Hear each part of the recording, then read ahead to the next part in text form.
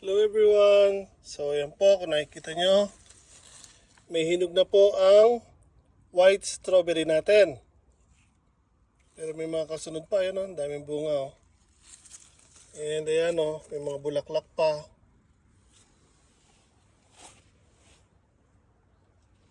Ayan na po mga white strawberry natin dito sa garden natin.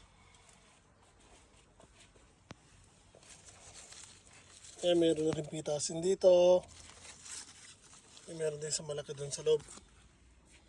At yun naman po yung mga nakatanim sa planter boxes. Ayan, sa plastic container.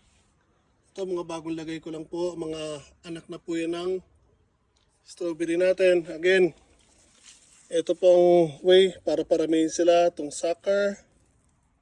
Ayan po, nakita nyo.